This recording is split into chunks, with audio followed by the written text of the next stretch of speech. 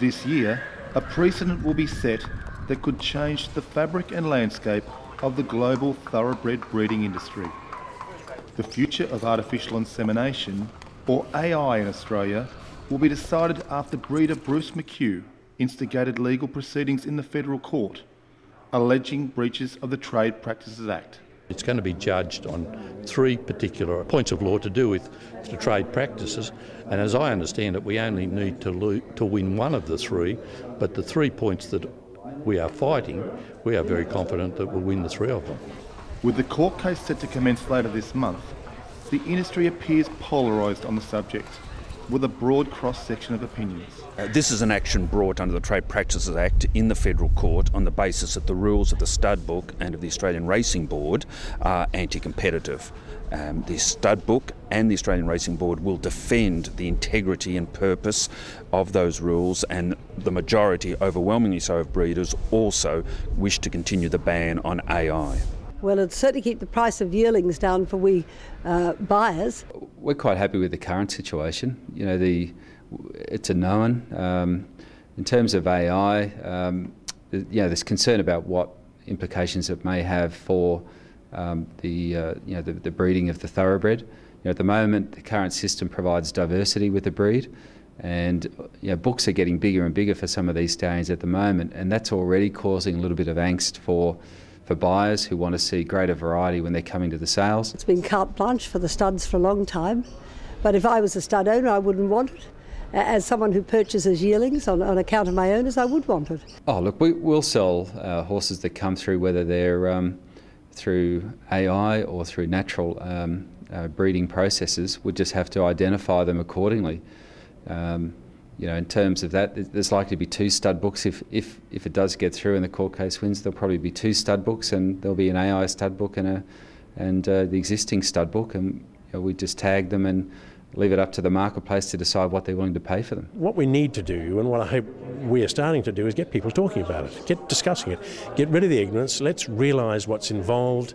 Let's look at the other industries that use it and see how they've fared with it, and then have a damn good discussion within the thoroughbred industry in the major racing countries of the world. And I say it should be done on the International Stud Book Conference and on the International Breeders' Meeting. Put it on the agenda, get all the necessary inputs, the legal, the veterinary, the management, scientific, industry inputs, and discuss it. International buyers underpin most of our sales now to a very large extent, and we sell more than 2,500 horses for more than $140 million a year throughout Southeast Asia and other parts of the world. That is placed in jeopardy by the introduction of AI. A subsidy on breeders has been suggested as one way of funding the case, but a referendum could be held to gauge majority opinion and potentially eliminate what could be a protracted and costly legal battle. I think we'd all be interested in knowing the results. Is 70% going to be in favour of new technologies, or is 70% going to say, hey, we don't want to have anything to do with it? Because sooner or later, the challenge of Bruce McHugh is going to have to be fought, and it's going to cost money. So who's going to pay? A cost will be borne by breeders.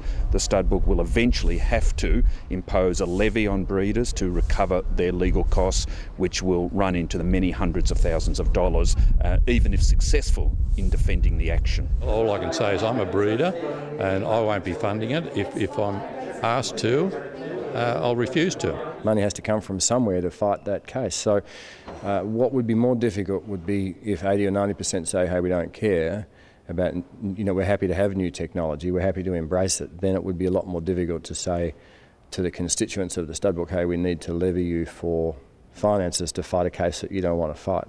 And that may be a bit of an issue with a referendum, I guess. Recently, leading equine authority Professor Twink Allen and respected local thoroughbred veterinarian Dr. Angus McKinnon presented a thoroughbred breeding symposium focusing on the subject of AI. There's a lot of misinformation, there's a lot of ignorance about it, and that's our role, is really to talk to people and say this is what can be achieved and these are the limitations. But I get really very annoyed when if almost the other side, and unfortunately it's developing another side, are really using misinformation to scaremonger people away from it. And all of these are simple breeding techniques that could have a beneficial effect in parts of the thoroughbred industry, and I feel they should be allowed to be used if people want to use them. The lecturer at Sydney University was attended by around 70 interested industry participants, creating a greater awareness and generating some interesting views on the subject. I think the more discussion that's out there, I think the better we're all going to be for it. Because it is, and it's not purposeful, but people are ignorant of the fact that what are the good things that come out of and what are the bad things? As I've said all along, tell me why we shouldn't be using it and I'll stop the case tomorrow.